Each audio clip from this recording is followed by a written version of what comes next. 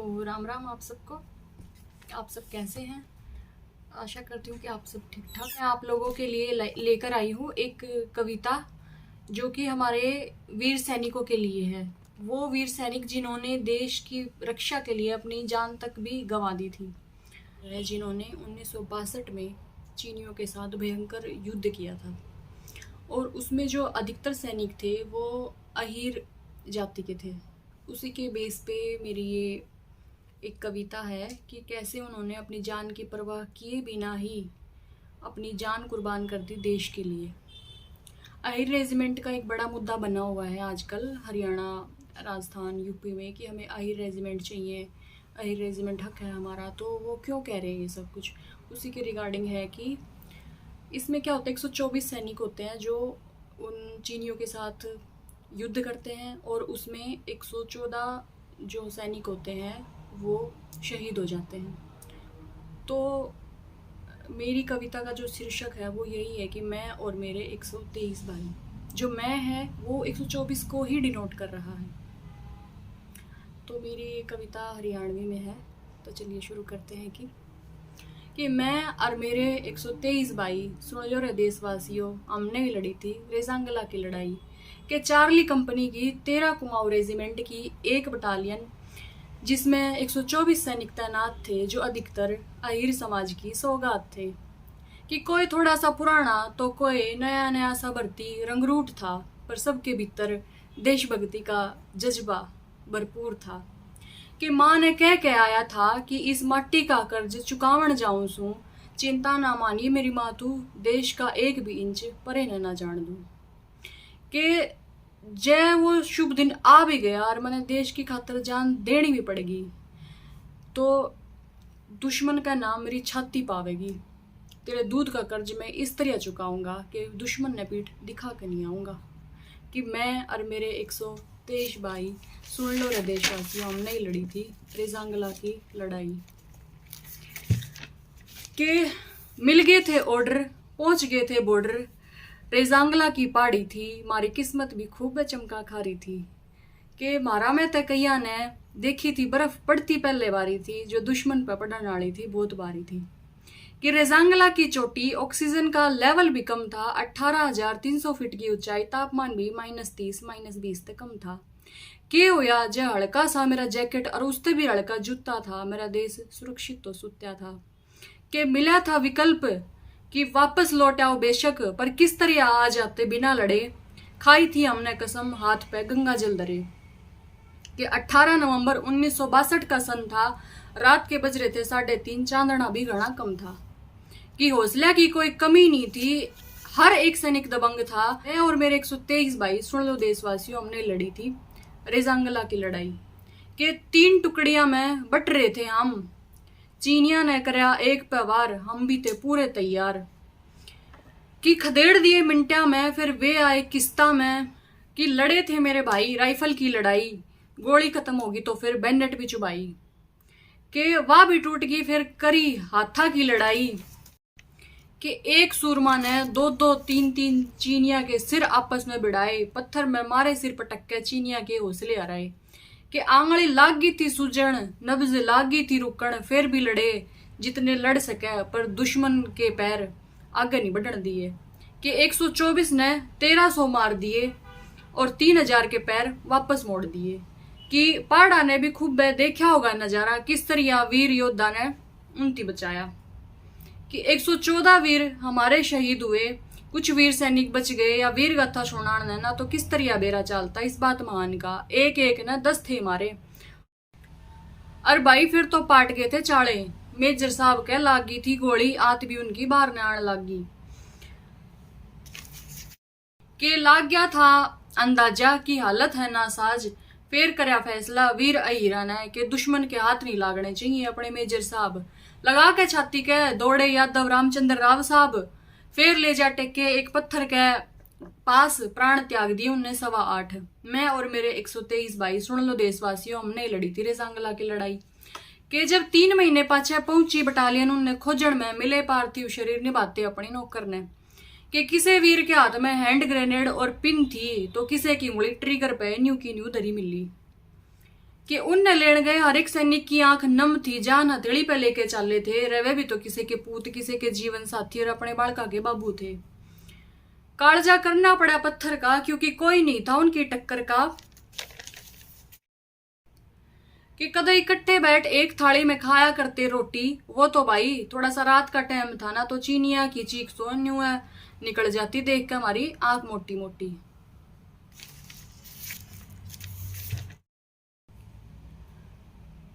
कुछ इस तरह लड़े कि आज भी जिंदा उनकी कहानी है। और मैं थामने के बताऊं, मेरी आंखों में पानी है। आज यादव समाज का है एक का नारा, अहिर रेजिमेंट हक है हमारा। मैं और मेरे 123 भाई, सुन लो देशवासियों, हमने लड़ी थी रेजांगला की लड़ाई। तो मेरी कविता तो आप लोगों ने सुनी ली। अब मैं बताती हूँ कि ये पूरी कहानी किस बेस पे थी। 18 नवंबर 1962 को भारत और चीन का एक युद्ध हुआ था, ठीक है। तो जो 13 कुमाऊं रेजिमेंट है वो पोस्टेड थी बारामूला में। 124 सैनिक थे। उन लोगों को ऑर्डर मिलते हैं कि आप लोगों को पहुंचना है रेजांगला, जहाँ पे आशंका है कि चीनी हमला कर सकते हैं। तो ये वहाँ से लद्दाख जाते हैं। लद्दाख में फिर चुसूल सेक्टर पड़ता है, एक चुसूल सेक्टर में जाते हैं। फिर वहाँ से ये रेजांगला का रास्ता, जो कि इतना मुश्किल है। अब तो अच्छी अच्छी सड़कें बन गई हैं, लेकिन पहले ऐसा कुछ भी नहीं था। इतनी कच्ची सड़कें और इतनी बर्फ़बारी, गाड़ियों के चीन बांध बांध के ये लोग मुश्किल से वहाँ पहुँचते हैं। वहाँ पे इतनी ज़्यादा ठंड थी कि -30 -20 डिग्री टेम्परेचर था।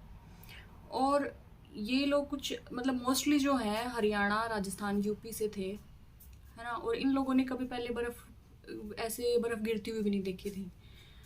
तो ऐसे लोगों के लिए ना इन्होंने पहले ऐसे कभी कोई कंडीशन फेस की थी। ऐसी सिचुएशन में रह के भी ये लोग लड़े हैं।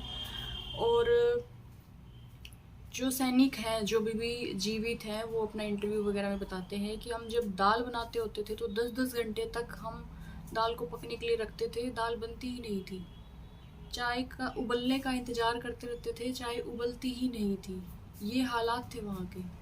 और उन हालातों में रह के जिन्होंने पहले कभी कुछ ऐसा देखा भी नहीं था, और उनके पास रिसोर्सेज भी बहुत कम थे। उनको जैकेट भी ऐसी मिली हुई थी इतनी ठंड में, बिल्कुल हल्की सी। वो बताते हैं कि जूते भी ऐसे थे हमारे पास, बिल्कुल हल्के से। हाथ पैर सूज चुके थे उन लोगों के बिल्कुल। ऐसे हालातों में रहकर उन्होंने लड़ाई करी है, और उन चीनियों को अपना कोई भी हिस्सा नहीं देने दिया, उनको आगे बढ़ते ही नहीं दिया।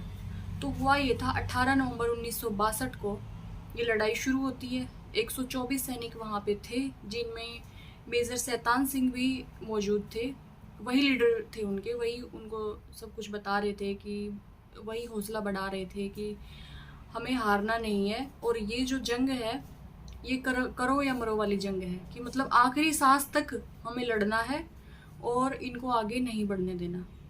सबको पता था कि आज वीर गति तो मिलनी ही मिलनी है, लेकिन फिर भी उन्होंने आखिरी दम तक लड़ाई लड़ी है।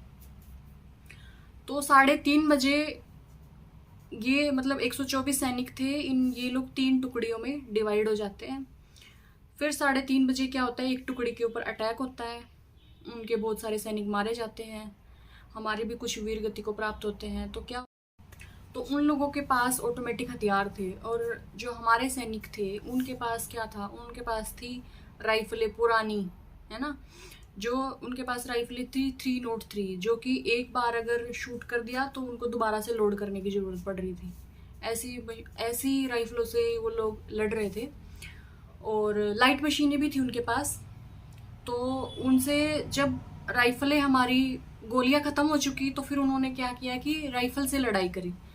राइफल के आगे एक चाकू के जैसे होता है जिसको बैनेट बोलते हैं, वो भी उनसे भी उन्होंने लड़ाई करी। जैसे दुश्मन को ये सामने आ रहा है तो वो चाकू भी उनमें चुभाने की कोशिश करी, लेकिन उन लोगों के कोट इतने मजबूत थे, वो कहते हैं कि बैनेट भी टूट गए थे।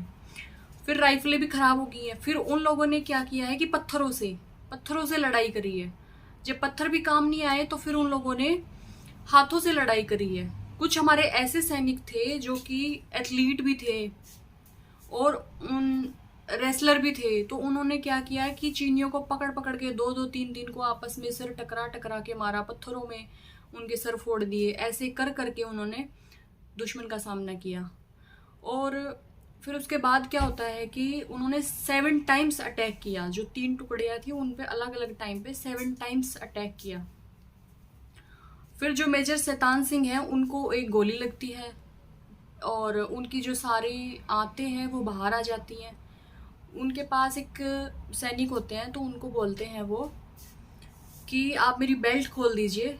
उन्होंने देखा कि इनकी कुछ आते तो बाहर आ चुकी हैं, तो उन्होंने बोला कि सर मैं आपकी बेल्ट नहीं खोल सकता, अगर बेल्ट खोल दी तो आपकी सारी जो आंत है वो बिल्कुल बाहर आ जाएंगी। फिर मेजर साहब की ऐसी कंडीशन हो गई थी कि वो 1 सेकंड के लिए बेहोश हो रहे हैं, फिर होश आ रहा है, फिर पूछ रहे हैं कि अभी क्या हो रहा है, अभी क्या हो रहा है, फिर से बेहोश हुए जा रहे हैं। तो उस टाइम पे उनके पास एक और सैनिक थे, वो उनको सलाह देते हैं कि रामचंद्र जी आप इनको मेजर साहब को उठाकर ले जाइए, क्योंकि अगर इनकी बॉडी चीनियों के हाथ में लगती है, दुश्मन के हाथ में लगती है, तो वो हमारे लिए एक बहुत ही बेइज्जती का काम होगा, आप इनको लेके चले जाइए। तो रामचंद्र यादव जी क्या करते हैं, उनको अपनी छाती से चिपकाते हैं और उनको उठा के वहाँ से निकल जाते हैं।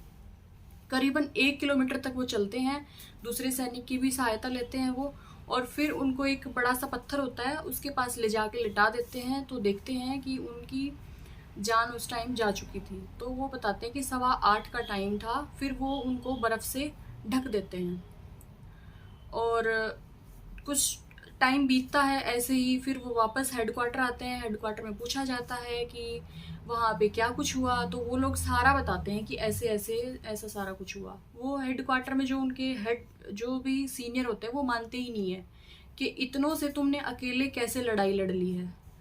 फिर 3 महीने तक ये सब कुछ चलता रहता है। फिर फरवरी 1963 में वो लोग जाते हैं वहाँ पे। जब बर्फ़ थोड़ी पिघल जाती है या हट जाती है, तब वो जो वहाँ जाके देखते हैं कि वहाँ जो सैनिक जो वीर गति को प्राप्त हो चुके थे, किसी के एक हाथ में हैंड ग्रेनेड है और दूसरे हाथ में पिन है। मतलब वो उसको फेंकने ही लगे थे कि तभी उनके गोली आके लग जाती है और वो वहीं पे वीर गति को प्राप्त हो गए। और किसी के हाथ में राइफल थी, ट्रिगर पे ही उंगली थी। ऐसे ऐसे करके हर एक सैनिक अपनी ड्यूटी ही कर रहा था। और सबसे जो मेन बात थी वो ये थी कि हर एक सैनिक के छाती में, मतलब अगले हिस्से में, छाती में, पेट से नीचे, यहाँ पैरों में गोली लगी थी, है ना। किसी भी सैनिक के पीठ में गोली नहीं लगी थी। तो इसका मतलब यही है कि कोई भी वहाँ से भागा नहीं था, सबने डट के सामना किया था। जब वहाँ पे हर एक को देखा गया, जो भी टीम गई थी उनको लेने के लिए, वो सब रोने लग पड़े थे कि इन्होंने जो कैसी लड़ाई लड़ी है ये, है ना। और इतने मतलब जो चीनी सैनिकों को है उनको मौत के घाट उतारा, दुश्मन को पीछे कर दिया उन्होंने। तो वहाँ पे 120 जो सैनिक होते हैं हमारे, वो शहीद हो जाते हैं। कुछ उनमें से जिंदा वापस बच जाते हैं और कुछ को वो लोग युद्धबंदी बना ले जाते हैं, जिसमें से 1-2 छूट के भी वापस आ जाते हैं उनके चुंगल से। ऐसे ऐसे करके 114 सैनिक हमारे शहीद होते हैं, जिसमें हमारे जो मेजर शैतान सिंह है वो भी शामिल होते हैं। उनके पास ऑप्शन था कि वो लड़ाई छोड़ के वापस भी जा सकते थे, लेकिन उन्होंने वहाँ से भागना ठीक नहीं समझा, डट के खड़े होके लड़े हैं और देश की रक्षा भी करी है। फिर उसके बाद क्या होता है कि उनको वापस पहाड़ी से नीचे लाया जाता है, जो भी हमारे वीर सैनिक थे। तो 3 महीने के बाद उनके पार्थिव शरीर को नीचे लाया गया और बताते हैं कि उनके अंतिम जो संस्कार किया गया वो वहाँ पे लद्दाख में ऐसे पेड़ वेड़ तो होते नहीं है, तो इतनी ज़्यादा लकड़ियाँ भी नहीं होती है ना। तो बताते हैं कि आसपास में कोई स्कूल था जो ऐसे खंडर हो चुका था, तो वहाँ से जो भी लकड़ी का सामान मिला उनको, जो भी दरवाजे के पल्ले जो भी कुछ मिला, वो लोग लेके आए और फिर उनका वहाँ पे अंतिम संस्कार किया गया। उसी जगह पे आज हमारा अहिर धाम बनाया गया है, एक म्यूज़ियम भी बनाया गया है रिजांगला में। अहिर सेना में ऐसा होता था कि जो भी सैनिक वीरगति को प्राप्त होता था, जिस जगह पे उसको वीरगति मिलती थी वहीं पे ही उनका अंतिम संस्कार किया जाता था। उनके जैसे जो भी धर्म है, हिंदू है तो जलाया जाता था, कोई किसी को दफनाया जाता था, मतलब उनके धर्म के हिसाब से ऐसा किया जाता था। लेकिन जो कारगिल युद्ध हुआ था उसके बाद से ऐसा होना शुरू हो गया कि जो सैनिक का पार्थिव शरीर है उसको पूरी इज्जत के साथ उनके गांव भेजा जाता है और वहीं पे ही पूरी इज्जत के साथ उनका अंतिम संस्कार किया जाता है।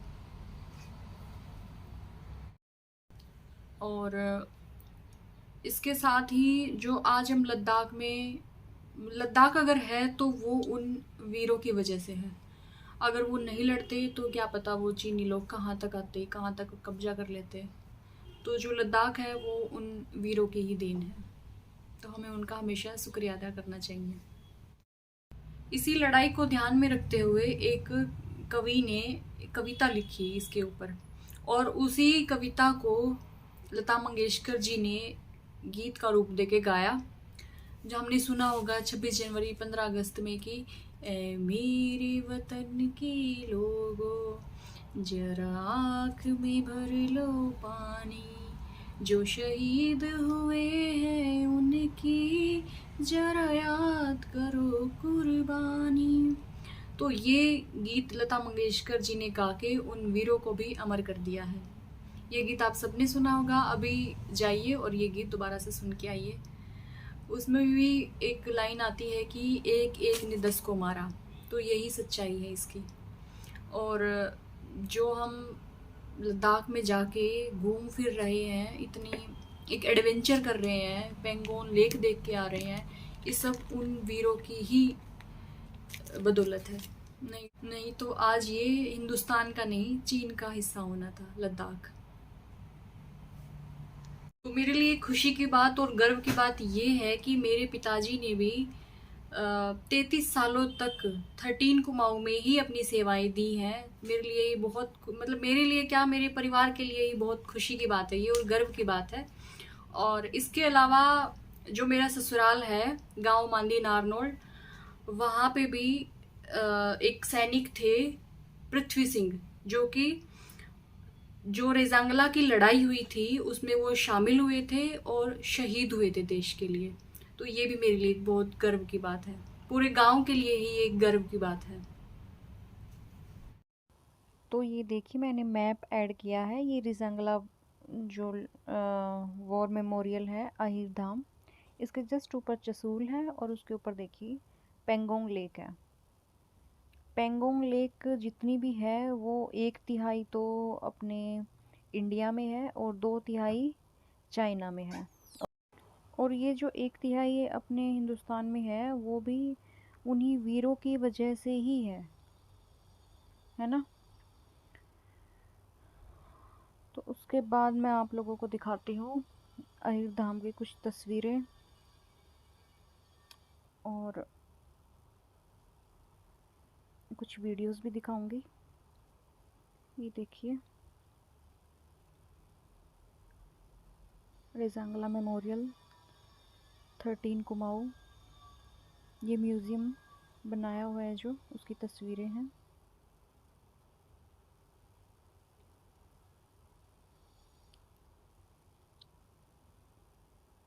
ये जो शहीद हुए थे उन सब के नाम यहाँ पे लिखे हुए हैं। ये मेजर शैतान सिंह है, इनको परमवीर चक्र से सम्मानित किया गया था। इसके अलावा भी वीर और सैनिकों को वीर चक्र, सेना चक्र दिए गए थे, काफ़ी सारे पदों से सम्मानित किया गया था। और ये रामचंद्र यादव जी की तब की तस्वीर है और ये उनकी अभी की तस्वीर है जो मेजर शैतान सिंह को नीचे लेके आए थे। और ये कुछ तस्वीरें मैंने ली हैं इंटरनेट से कि कैसे उन सैनिकों का अंतिम संस्कार किया जाता है। ये थी वीर अहीरों की कहानी। उनकी गनें अभी भी म्यूज़ियम में रखी हुई हैं, जो राइफल है जिनसे उन्होंने लड़ाई करी थी।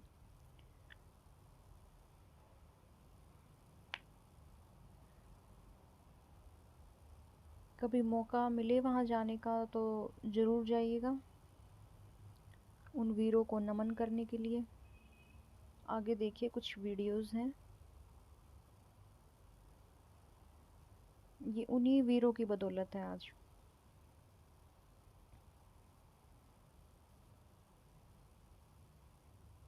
ये देखिए कितनी सुंदर लेक है।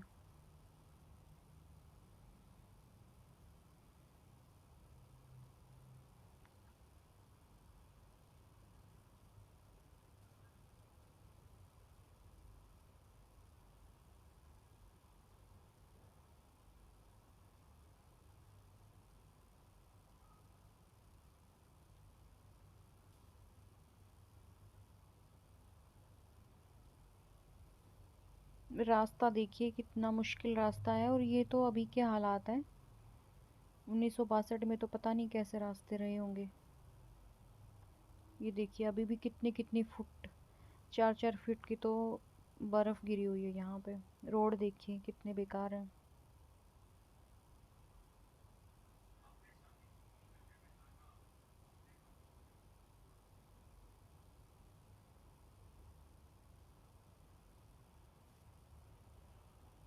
नमन है उन वीरों को जिनकी बदौलत आज हम यहाँ पर आ सकते हैं। नमन है उन वीरों को।